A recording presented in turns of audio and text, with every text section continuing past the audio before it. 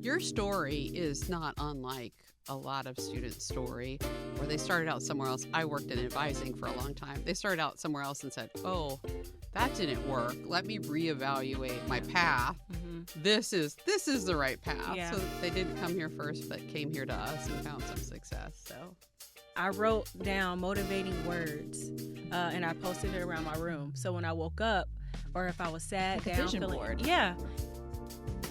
So you're telling folks, hey, I want to get to probation in pretrial. I want to go to probation. Yeah, he knew that. Like my supervisor knew. I was like, yeah, I want to go to probation. I was very vocal about where I wanted to go. I was honest. It's going to sound so cliche, but believe in yourself. It's so cliche, but it's so true. You have to believe that you can do it. Because if no one else believes in you, that's your power.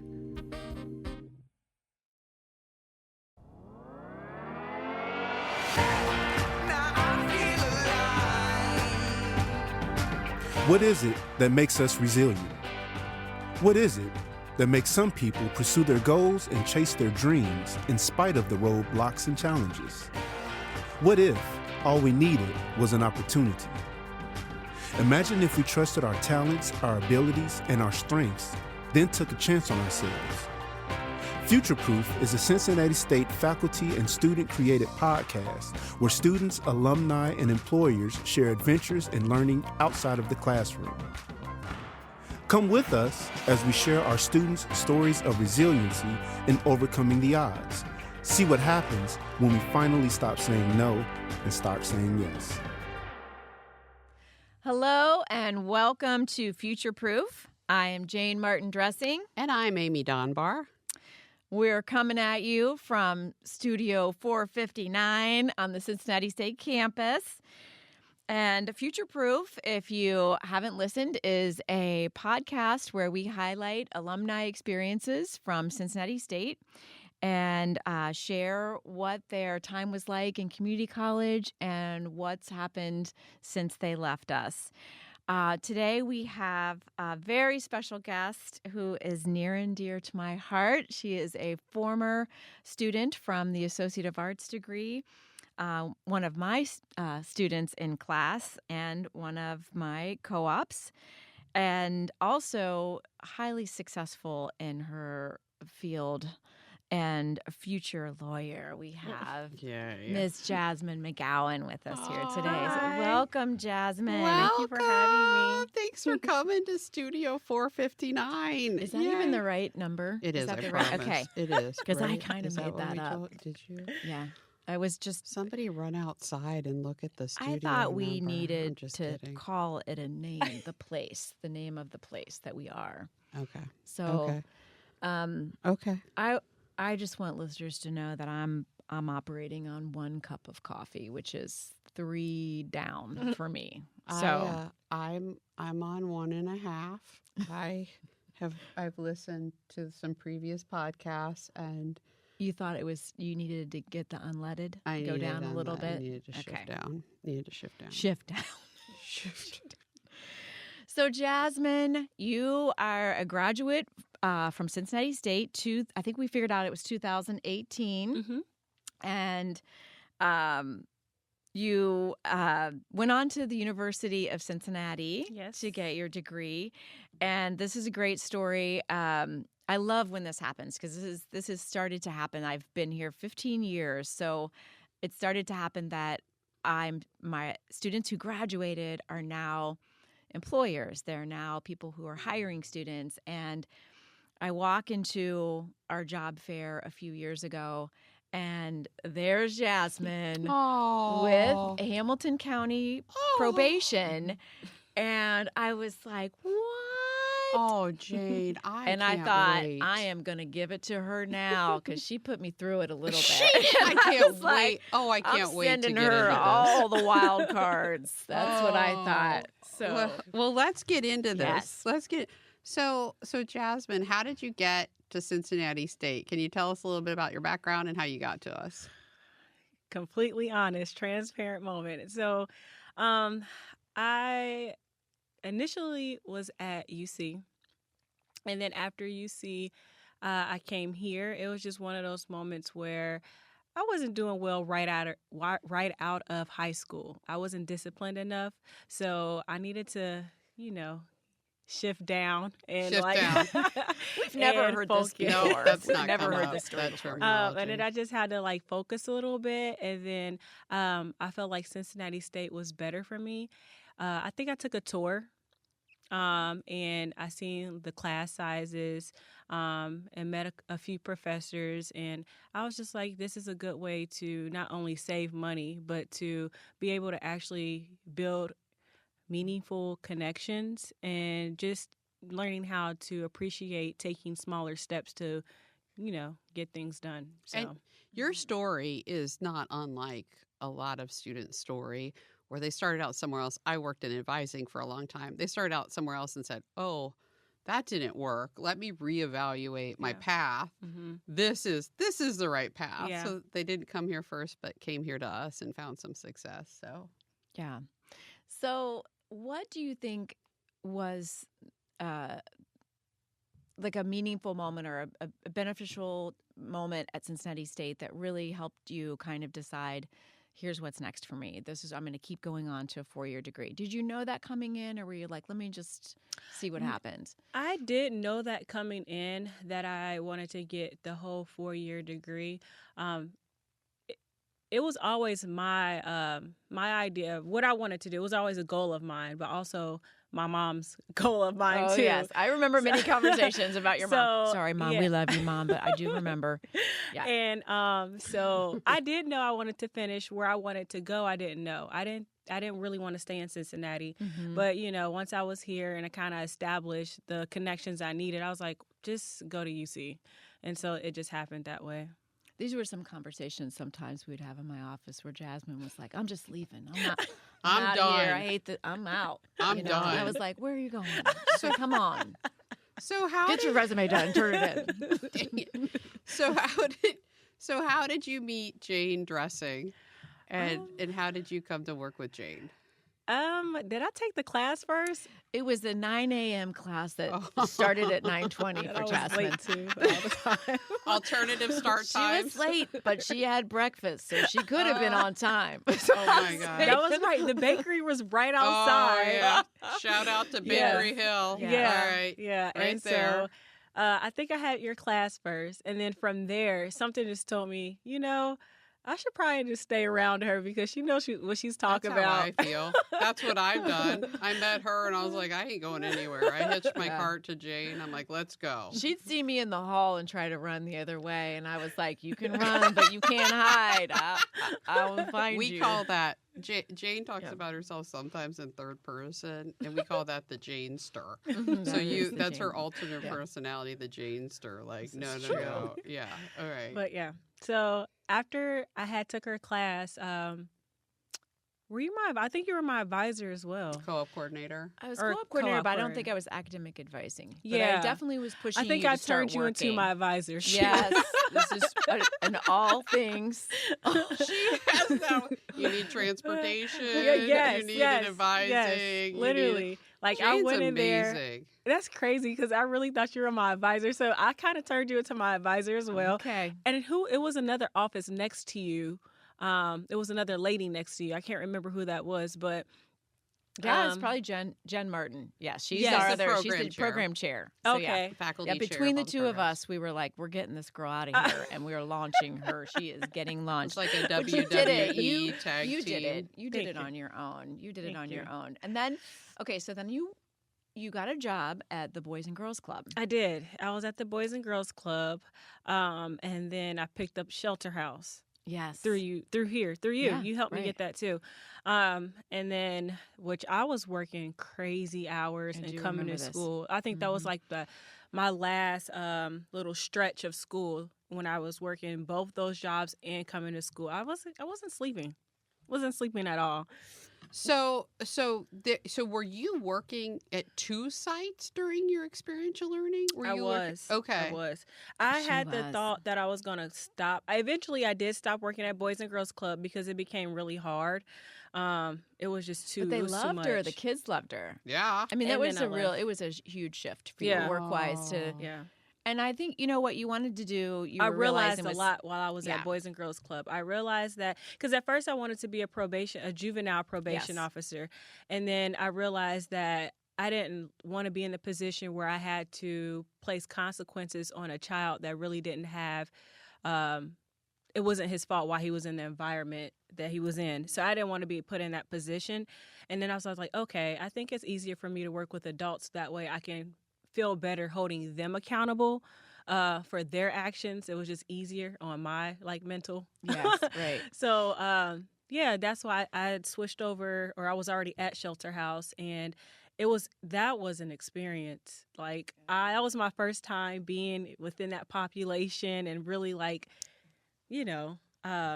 just engaging. Shelter House, listeners, is a homeless shelter for men and women. They have two sides, and they are sort of a full service organization that's providing food, shelter, treatment, medical support, case management, job support, all kinds of things. So it's really kind of a one-stop supposed service. to be one-stop. Supposed to be, yeah.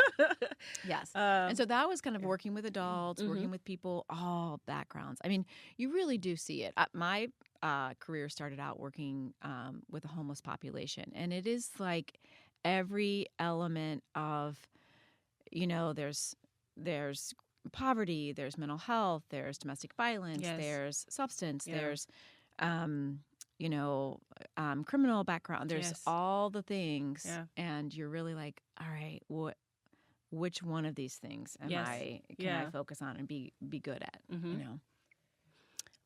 So after Shelter House, you get over to the big school. You go back to UC. Up the hill. I go back to UC. Up the hill. What was your confidence like heading back to UC? Did it feel different?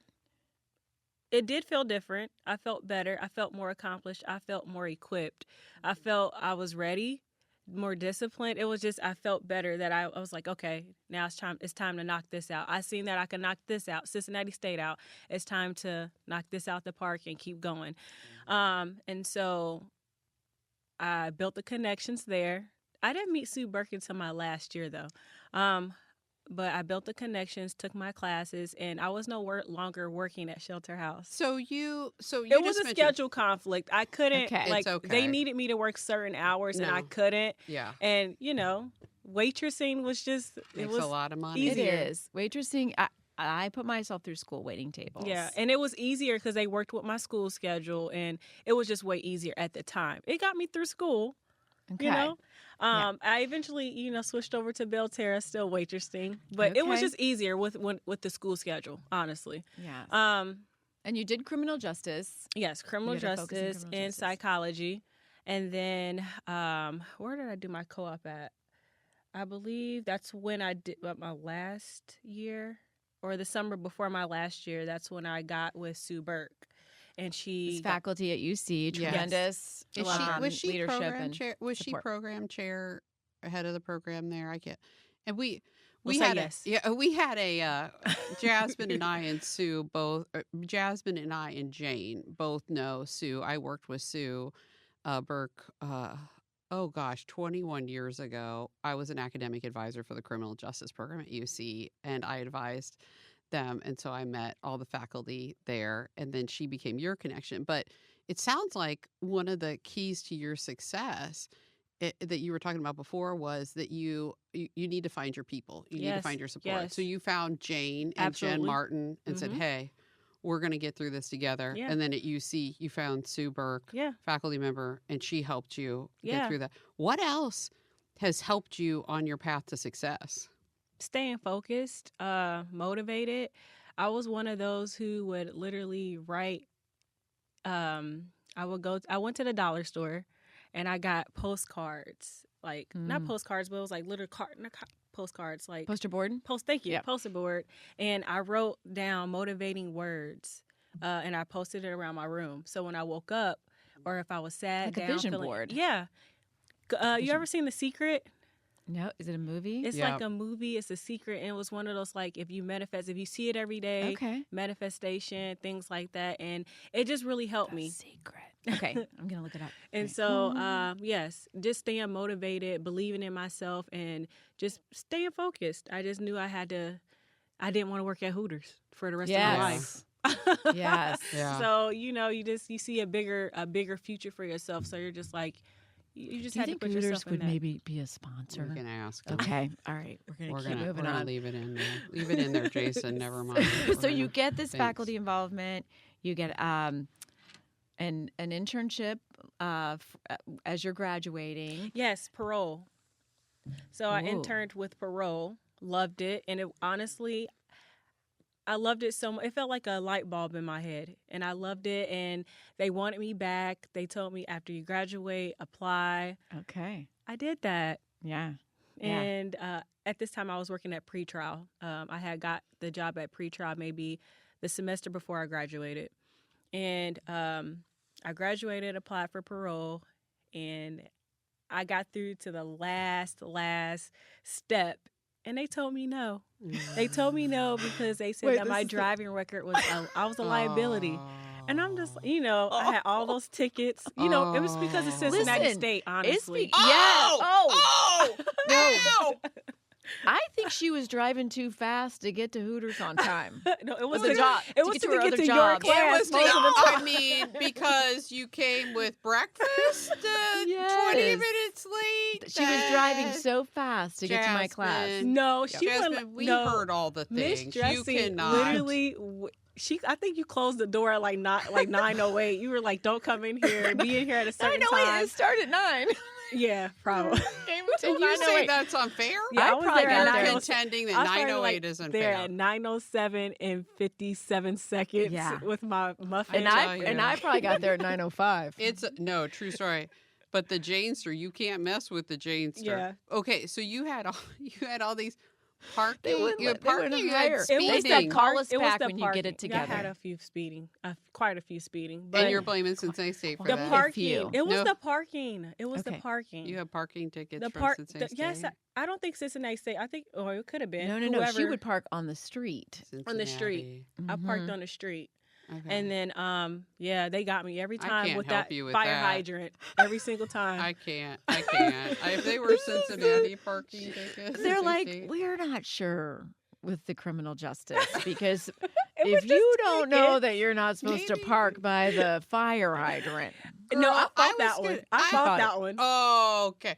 I fought was that gonna one. She say got her maybe measuring this was- stick out and took a photo of the measurement of it. I was gonna try to take like your experience with speeding and parking tickets and add that to your experiential learning process, but Yeah. you're not helping me I'm with sorry. that, Jasmine. I'm You are sorry. not- I just okay. got to be truthful. I'm It was teasing. bad. We're It was teasing. bad. It was bad. Okay, yeah. so you Okay. didn't get the job with Yeah. parole Not because right of away. your Not not right right away. Yeah, because of the liability and my driving record. It was terrible. Honestly. This is why I didn't have a car in college because It was bad. Yeah.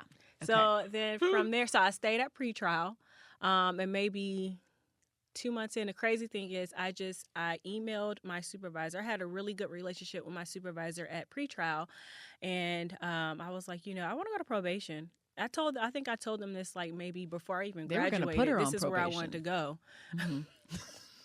What? And yeah, What are you doing at pretrial? Though, can you tell our listeners a Yes. little bit about what that is? Yes. So pretrial, what I did was everybody that got arrested, I did their paperwork. So incoming clients, defendants, people who came in, who got arrested, I would ask them a series of questions, like their background, and then ultimately call whoever they wanted me to call to let them know they were in there, and you could call back at a certain time to know their bond to get out. And Got then you. Okay. or that was like if I worked second shift or third shift. Now, first shift, you deal with a lot of the court where they go to court, they figure out what their bond is, what they're going to do, what's going on, and then you just sign them out and they're, OR bond, figure that out from there.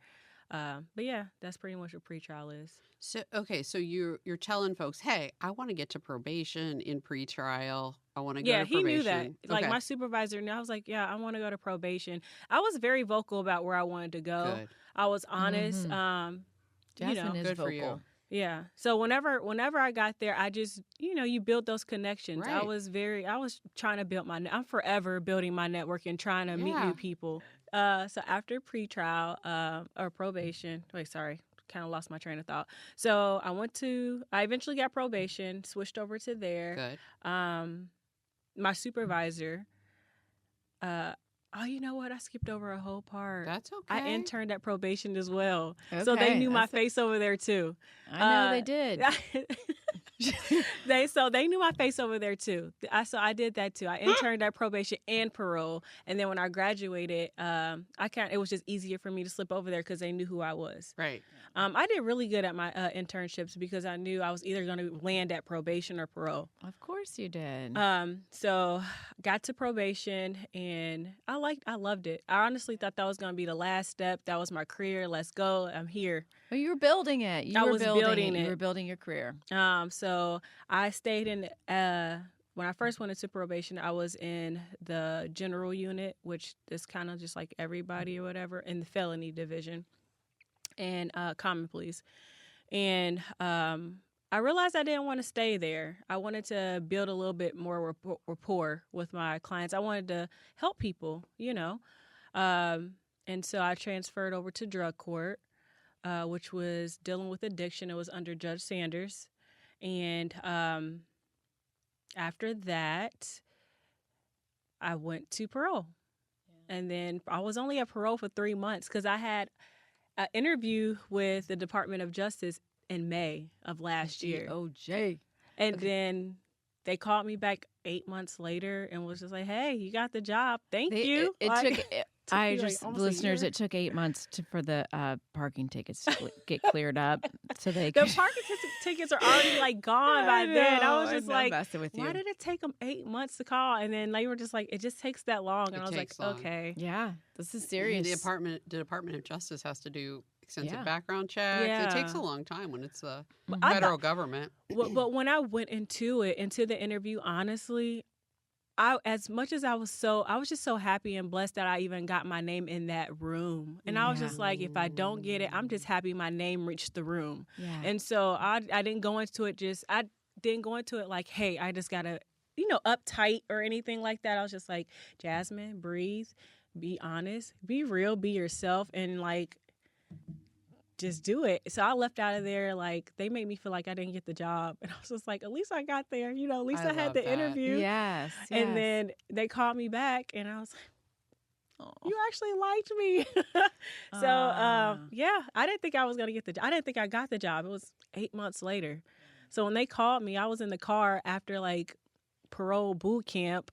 And, honestly, and I was just like, after a day. Can I ask if there was ever a Law and Order influence? Do you know? Absolutely. Was this absolutely growing up? It was. Oh, dun, dun, dun. Here we Yes. go. Yes. Okay, because I feel like I wanted to be a detective and everything. I loved it. Okay, I sometimes try to shoot down that dream with students. Listen, it's not like it is the TV show. It is like. Okay. Listeners, I wish listeners. you could see this girl's face. On the county side, no. Okay. On the federal side, absolutely. Okay. Just like the shows. It is. All right. Okay. She can't. She's sworn to secrecy. She can't tell anymore. Okay, but we do have to tell this funny story because we always ask about first days and any kind of awkward situation that happened on a first day or first day stories, and you kind of have a funny first day story at the Department of Justice. Yes. Which is a big job. This is a big deal. So the U.S. attorney, I had a few conversations with him. Very nice guy, down to earth. Just his energy is a little intimidating. He's just tall. That's what it is. Okay. But and he's a district attorney, right? You're not going to sing Martin Short in that role, right? I was just like, it was like the first week. And, it's my first week in this really important, I felt, role. Yes. And I'm just like, don't mess up. Don't smile too much. Just do your job, Jasmine. Yeah. So I was in one of my supervisors at the time. She's been promoted since I started. And I was in her office, just asking her questions and things like that. And Getting from what you're onboarding. yeah, from what I knew, he wasn't even in the office. He wasn't there. And so another attorney came in, was talking, and I'm just kind of just observing. And I just feel like a presence, like at the door. I didn't even want to turn around because I was kind of scared. I was just like, what?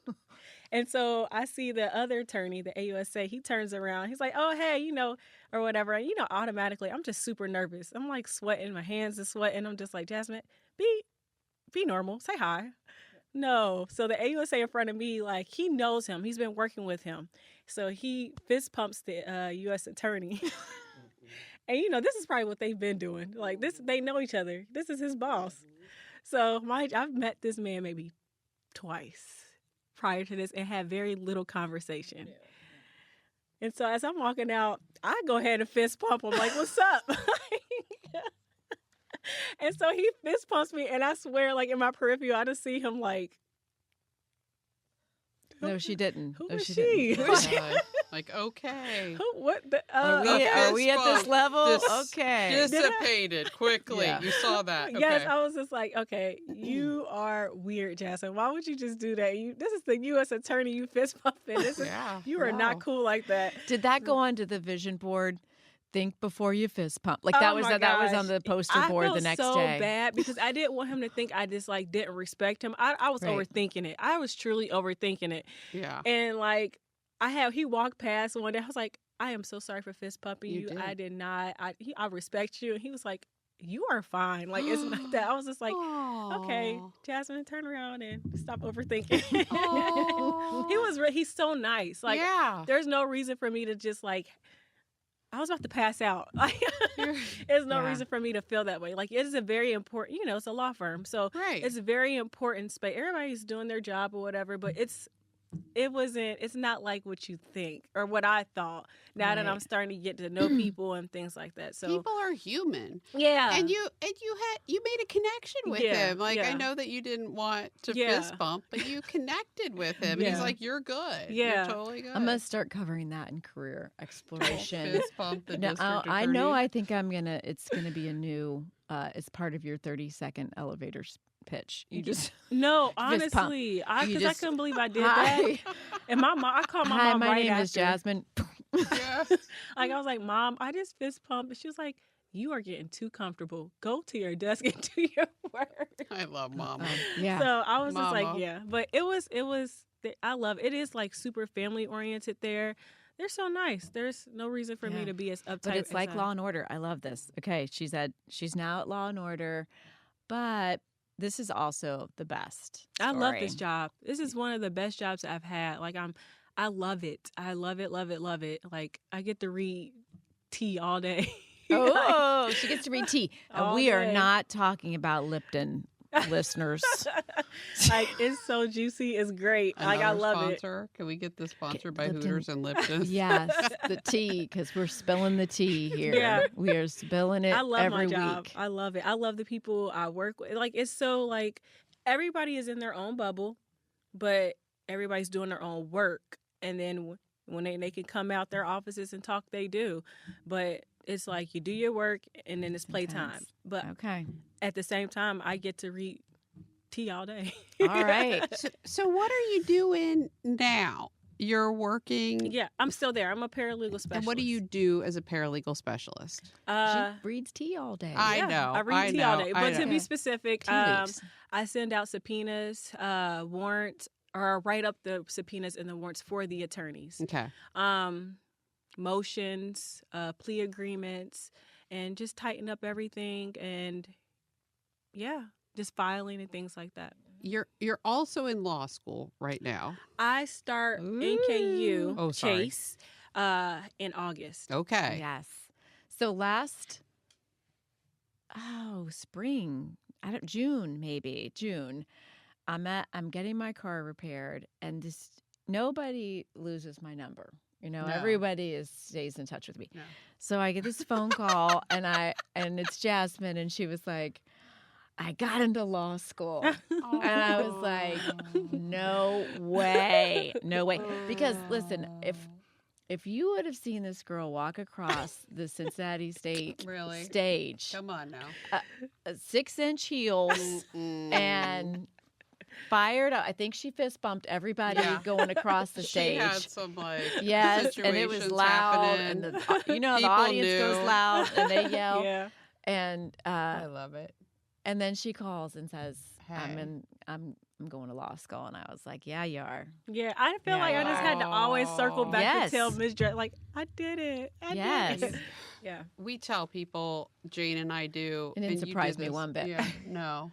Hold on to your people. Students listening out there trying to get from point A to point B, except for Carly and Jason in the control room. Except for you two. No, hold on to your people, and you did. And you found these people, and you hang on to them, and they're your people. So excellent job. And I love that you got to get that call, Jayne. Yeah, it was great. I love it. And shout out to Sue Berg, too. So you got to let her know about this journey. Thing. Like, I had got pregnant. I got pregnant the summer before my last year. Of undergraduate. I feel like I had so many classes, and I was just like, I knew that I just didn't want to I wanted to graduate before I had Nova, which is my daughter. And I was like, I can't take any classes after I have her, because I just know I'm not going to be focused. It's going to be hard to be a new mom and still go to school. Life-changing. Yeah. And so it was to the point sometimes we had to call Cincinnati State, make some connections, because there were certain classes I took here that, because they were named something different, we had to like kind of finesse it, like, this class counts towards this class over here. And she really helped me out to the point where I put a lot of stress on myself, but the last semester I took 9 classes. I worked 35. Nine classes. Yes. You took 9 27 credit hours. 9 classes. Yes. Most of them were online, but 3 of them were probably on campus. Girl. 9 classes, worked. And my 90-hour internship I had to complete while I was I was 9 months pregnant. Wow. So I was walking across, but I was so determined. I was like, I'm graduating. I am not taking any more classes. Yeah. And I graduated with a 3.2. Oh my gosh. Yeah.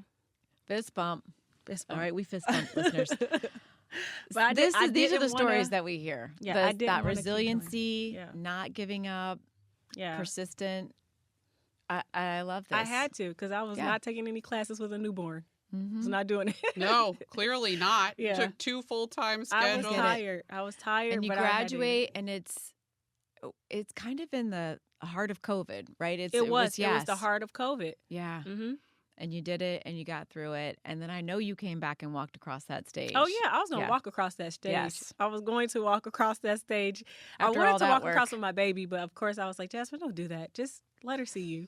Of course, when I look over as I'm walking over, guess what she's doing? Sleep. Yeah. I was like, you're supposed to see this moment, Nova. Welcome to motherhood. Yes. You're like, are you looking?